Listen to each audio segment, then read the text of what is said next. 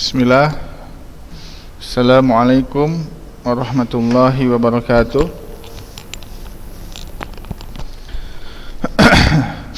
Alhamdulillah. Wassalatu wassalam ala rasulillah wa ala alihi wa sahbihi wa man tabi'ahum bi ihsanin ila yaumiddin. Alhamdulillah, pada kesempatan kali ini kita masih diberikan nikmat oleh Allah Subhanahu wa taala sehingga kita masih diberikan kesempatan oleh Allah Subhanahu wa taala atas nikmat-nikmatnya yaitu nikmat sehat, nikmat waktu luang, nikmat iman, nikmat Islam dan nikmat hidayah, sehingga kita dapat melanjutkan pembelajaran kita untuk menuntut ilmu yang sangat mulia di dalam agama Islam ini, yaitu ilmu akidah.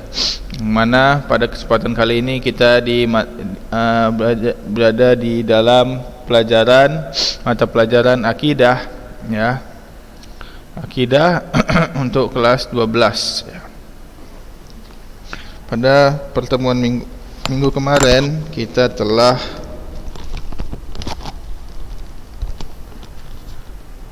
membahas beberapa permasalahan di dalam akidah.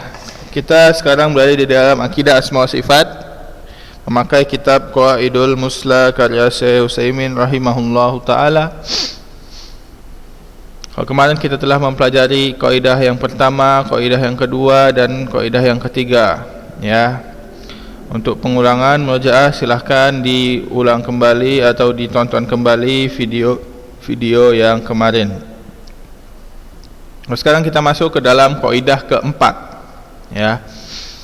Kaidah keempat apa kita baca? Dilalatu asma'illah ta'ala ala zatihi wa sifatihi takunu bil mutabaqah wa tadammun wa bit tadammun wal iltizam. Dilalah itu tahu dilalah itu dari kata dalil, dalla itu, ini dilalah ini dia masdar, adapun fi'il madinya dalla yadullu, dilalatan, kalau dalil dia bukan masdar, akan tapi dia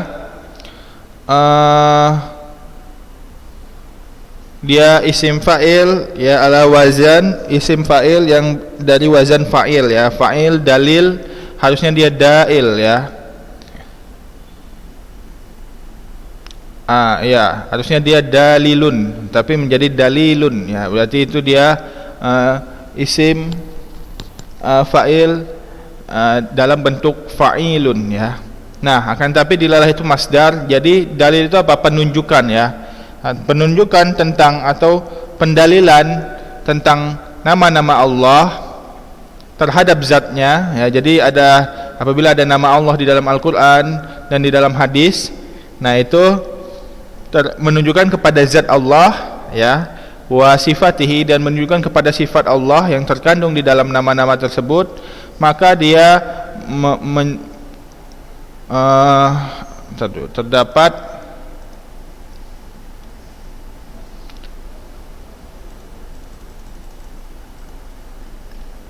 maka dia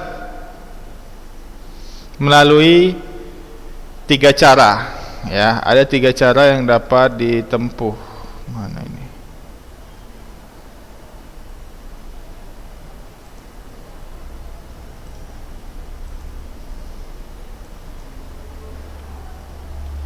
Ada 3 cara yang dapat ditempuh untuk kita dapat mengetahui dari suatu nama Allah yang ada di dalam Al-Quran dan Sunnah. Kita dapat mengetahui itu menunjukkan kepada zat Allah dan menunjukkan kepada sifat Allah yang terkandung di dalam nama-nama itu dari 3 cara, yaitu bil mutabaqah, lihat di sini, bil mutabaqah, wa bit tadammun, wa bil iltizam, wa bil iltizam.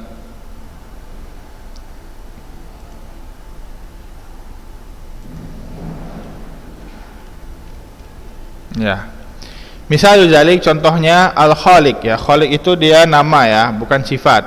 Kalau sifat sifat al-khalqu, sifat yang dapat mencipta, sifat mencipta, menciptakan. Kalau al-khaliq itu maha pencipta, berarti itu nama ya, al-khaliq nama.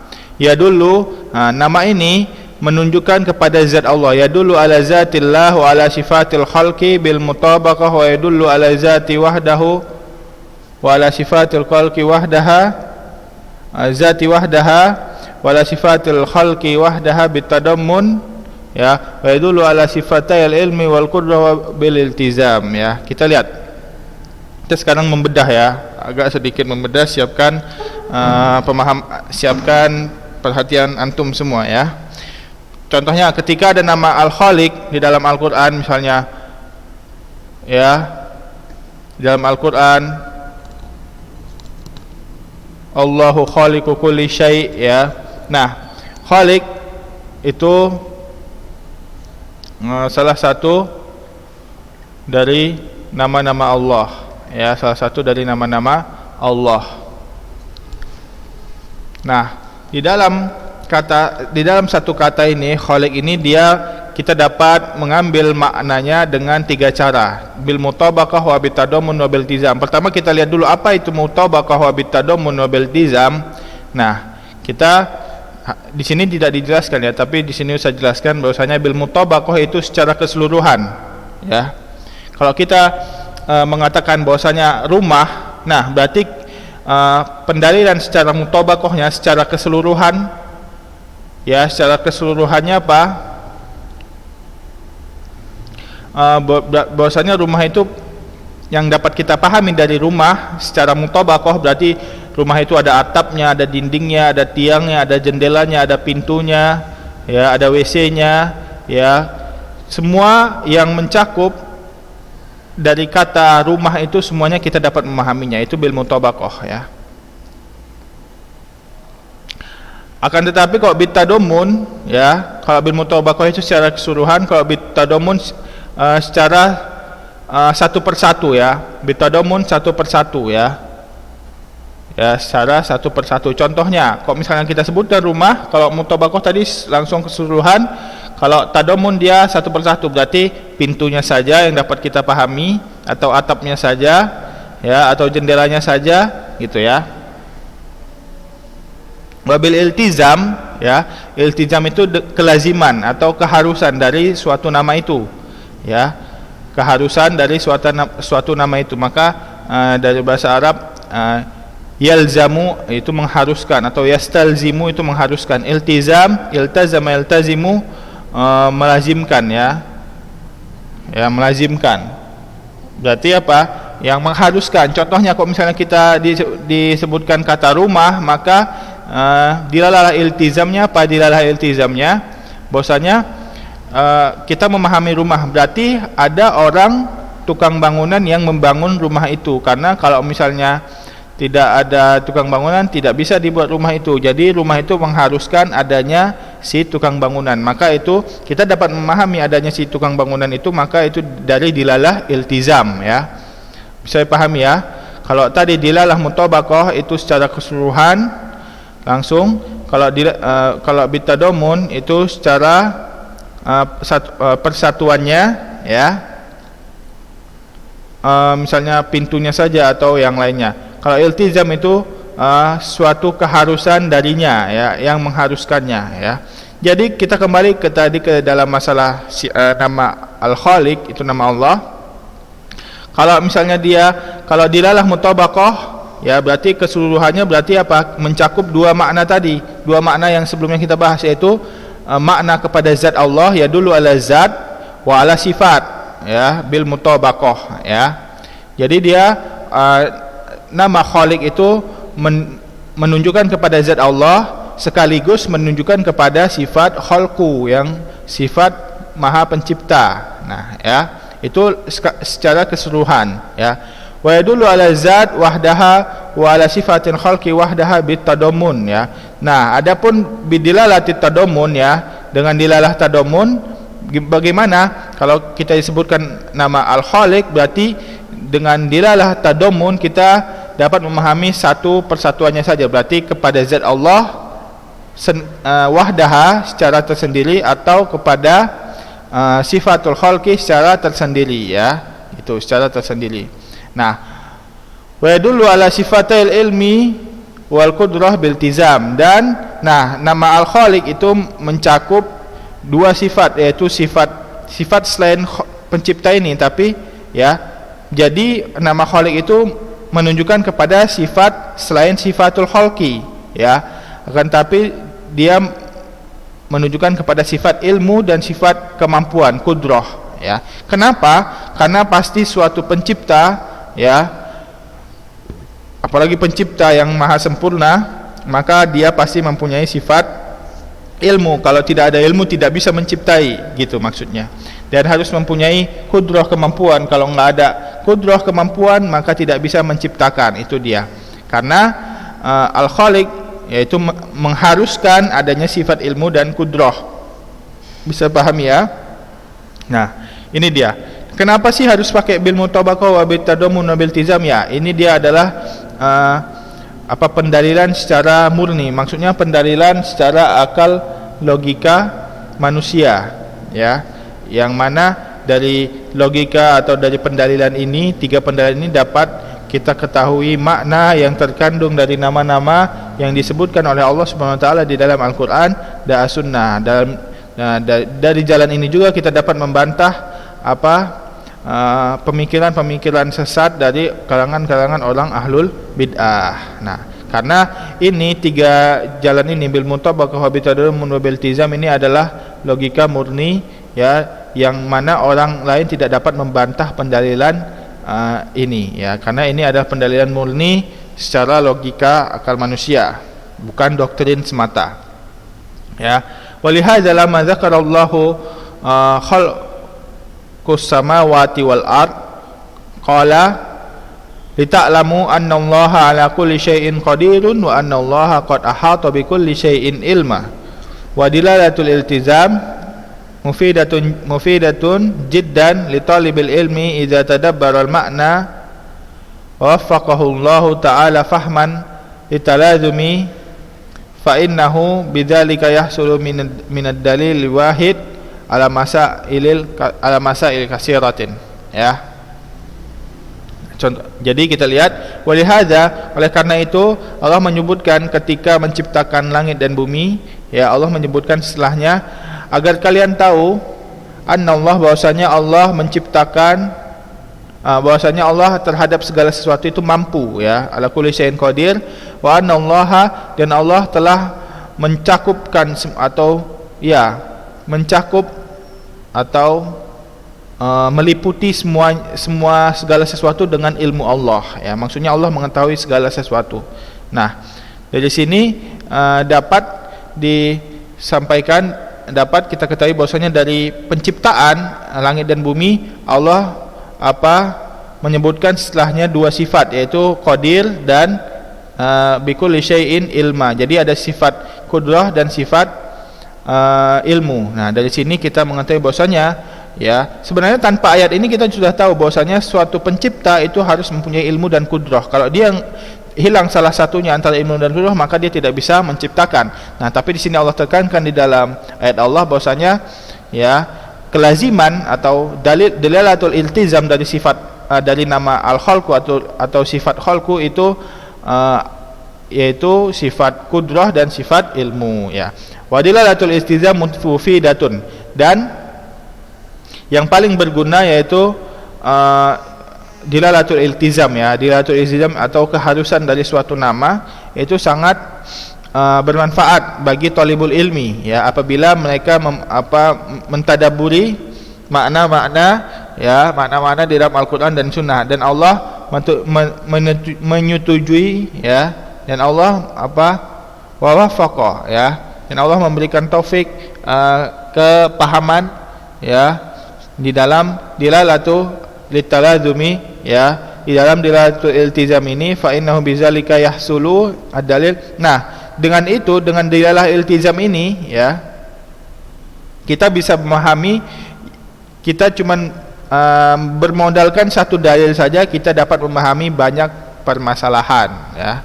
Dalam satu dalil saja kita dapat memahami banyak permasalahan, ya, dengan dilalah iltizam, yaitu dilalah yang menunjukkan keharusan suatu benda atau keharusan suatu kata, ya.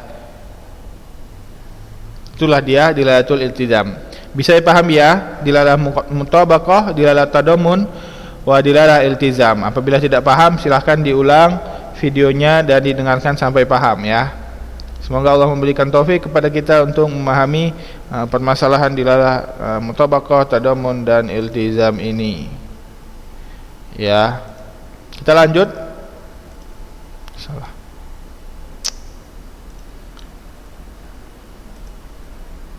Kita lanjut.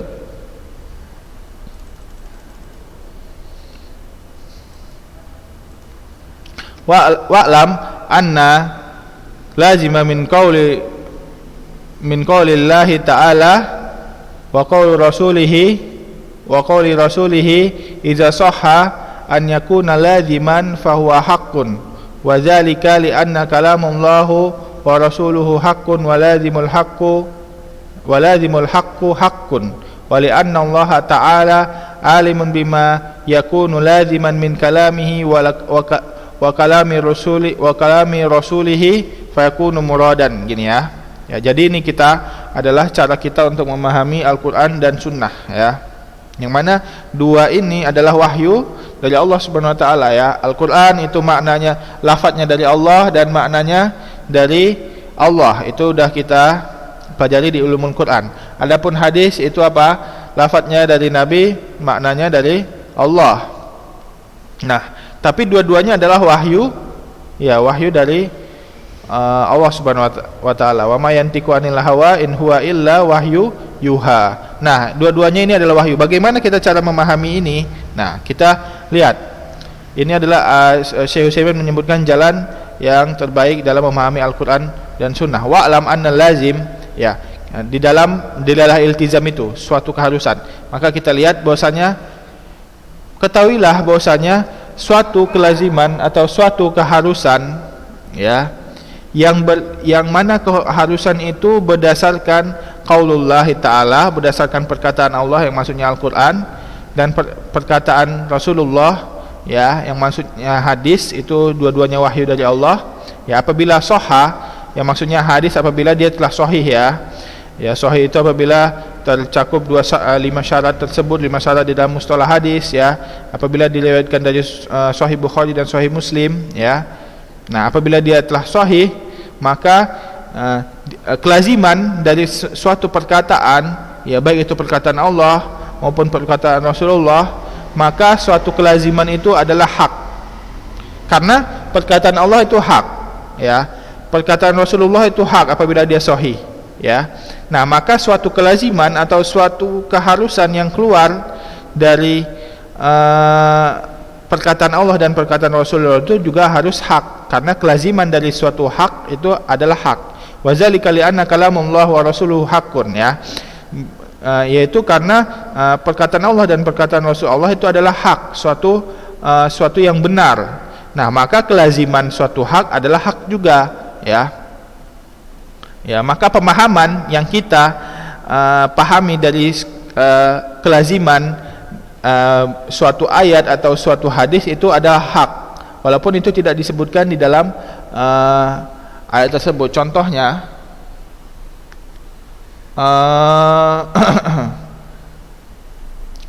misalnya disebutkan di dalam hadis Allah Subhanahu wa taala turun ke langit dunia di sepertiga malam terakhir, ya. Nah, maka itu maknanya apa? Bahwasanya Allah turun di sepertiga malam, itu maknanya kan. Tapi kelazimannya apa? Kita lihat berdasarkan dilalatul iltizam, ya. Bahwasanya kelazimannya ada menunjukkan bahwasanya Allah di atas, ya. Karena disebutkan di dalam hadis itu apa? Allah turun ke langit dunia, ya, sepertiga malam. Nah, kalau turun itu bukan dari bawah ke atas, tapi pasti dari atas ke bawah, itu namanya turun. Nah, berarti Allah, ya, pada asalnya Allah apa?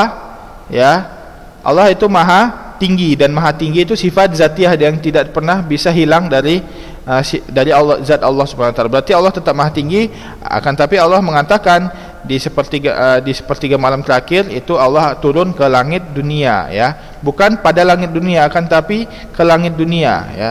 Jadi bahwasanya siang malam itu matahari, bulan itu semuanya masih langit dunia, ya. Tapi Allah hanya turun hanya sampai ke langit dunia, bukan di langit dunia. Paham? Ya. Ini yang dapat kita pahami. Jadi intinya di Lailatul Iltizam bahwasanya dari hadis tersebut kita dapat memahami bahwasanya hadis tersebut mengharuskan bahwasanya Allah di atas. Kenapa Allah di atas? Ya, di atas arsy, karena di situ disebutkan turun, ya. Turun itu dari atas ke bawah, menunjukkan bahwasanya Allah di atas, ya, bukan di mana-mana. Itu dia maksudnya. Itu keharusan dari suatu dalil. Jadi keharusan itu adalah hak, karena itu suatu keharusan dari perkataan yang hak, yaitu perkataan Allah dan perkataan Rasul, ya.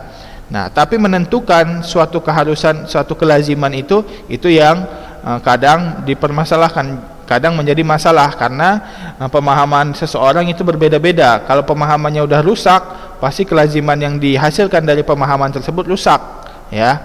Jadi kita harus menentukan dulu mana kelaziman yang benar terhadap suatu ayat dan suatu dalil. Lian Allah Ta'ala alimun. Nah, dan bahwasanya Allah Subhanahu Wa Ta'ala Maha tahu, ya.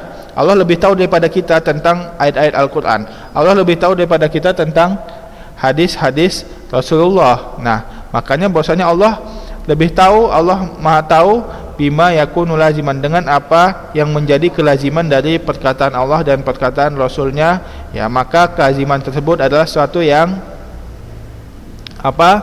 yang diinginkan oleh Allah Subhanahu wa taala, ya. Karena Allah, ya, dengarkan bahwasanya karena Allah Subhanahu wa taala itu menurunkan ayat dan menurunkan Al-Qur'an dengan bahasa Arab, ya, dengan suatu kata yang dapat dipahami orang-orang Arab, ya. Maka kelaziman yang dapat dipahami orang-orang Arab itu adalah menjadi apa yang dimaksud Allah Subhanahu wa taala, menjadi makna yang dimaksud Allah Subhanahu wa taala di dalam sifatnya. Jadi Allah memberikan pemahaman, memberikan suatu kata yang dapat dipahami oleh orang-orang, oleh manusia, dengan suatu yang dapat dipahami oleh manusia, bukan dengan suatu kata yang kita nggak tahu maknanya. Pasti tahu. Maka makna kelaziman itu pasti itu adalah suatu yang diinginkan Allah untuk kita ketahui, ya. Maksudnya itu yang dimaksud Allah Subhanahu wa taala, ya.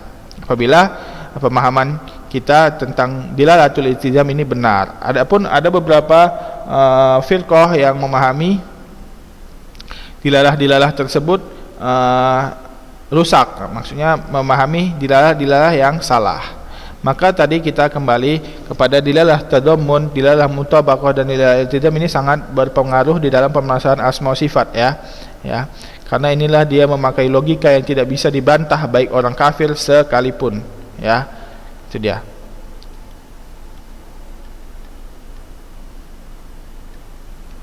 Ya, kita lihat dulu waktunya. Ya, masih ada waktu. Kita lihat lagi mana tadi.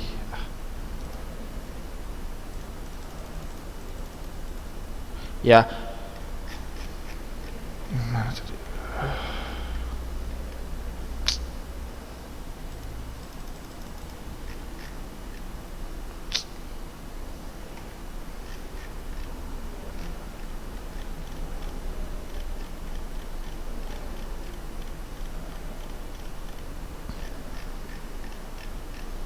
Ya. Kita lihat sekarang wa malazim. Nah, bahwasanya yang mengharus atau keharusan dari qaulu ahadun siwa qaulillahi wa rasulihi falahu salah satu halat. Kalau tadi kita membahas perkataan Allah yaitu Al-Qur'an dan perkataan Rasulullah yaitu hadis.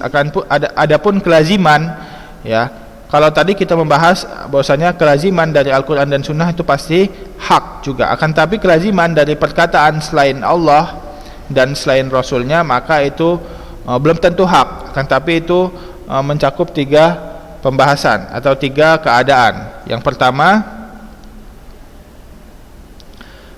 ayudkaru ayadhkura lilqa'il wa yaltazim bihi mislu an yakula man yanfi sifatal fi'liyah liman yusbituha.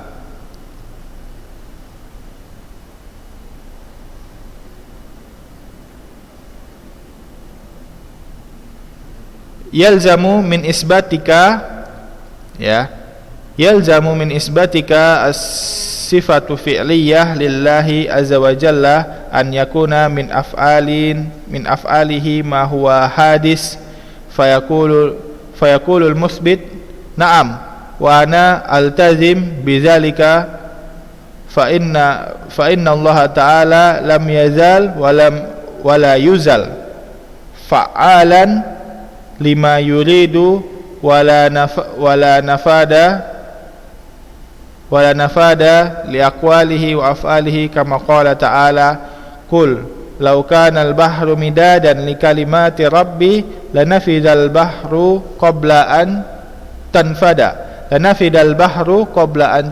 kalimatu rabbi walau ji'na bimislihi madada wa qala walau annama fil ardi min sajaratin aqlamun wal bahru yamudduhu min ba'dihi sab'atu abhurin ma nafidat kalimatullahi innallaha azizun hakim. Wa hudusu ahad fi'luhu ta'ala lam yastalzim naqsan fi haqqihi. Ya, ini pembahasannya agak berat ya. Ini pembahasannya agak berat untuk kita mungkin masih pelajar SMA ya, ini harusnya dibahas di dalam slating selevel mahasiswa ya. Dan tapi nggak apa-apa lah ya, kalau kita lebih cepat memahaminya lebih baik ya. Kan tapi ini pembahasan agak lama,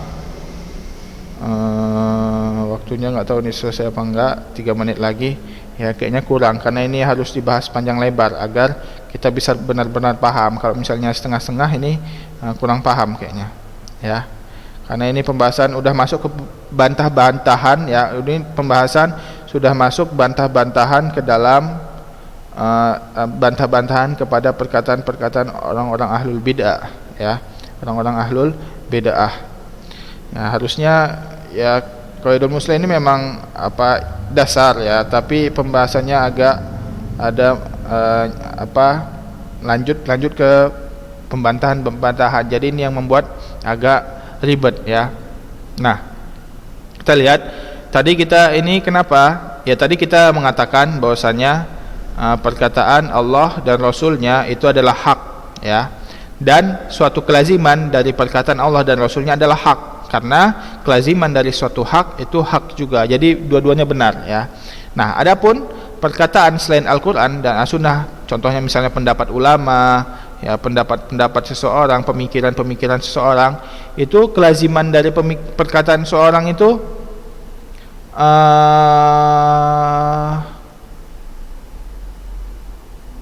hak atau enggak gitu maksudnya. Nah, maka di sini Syekh mendatangkan bahwasanya falahu salah satu halat, maka keadaan seorang itu adalah keadaan dari kelaziman dari perkataan selain Al-Quran dan Sunnah itu ada 3 keadaan.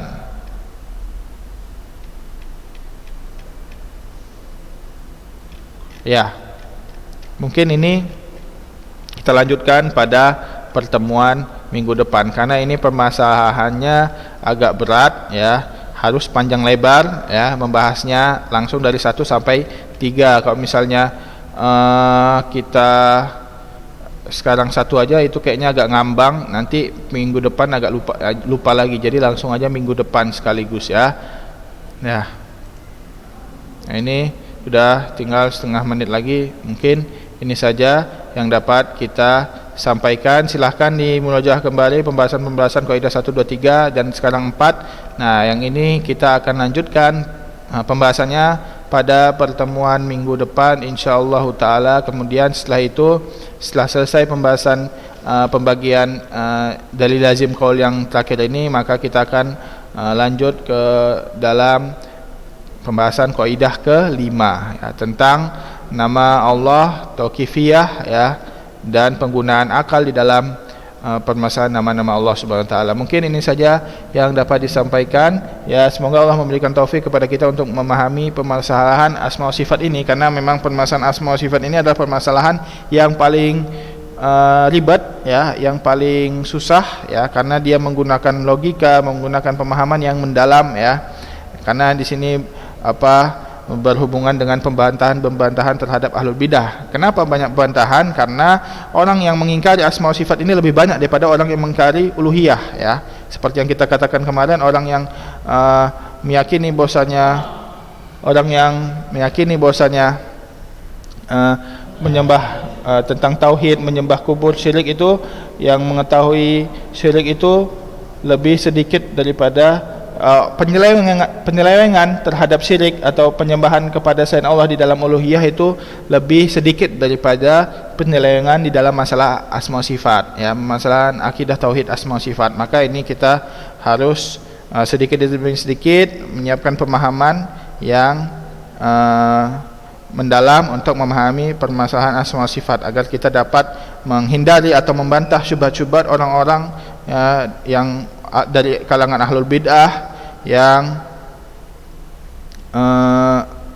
mengeluarkan pemikiran-pemikiran sesat di dalam permasalahan, di dalam nama-nama Allah dan sifat-sifat Allah, di dalam permasalahan nama-nama Allah dan sifat-sifat Allah.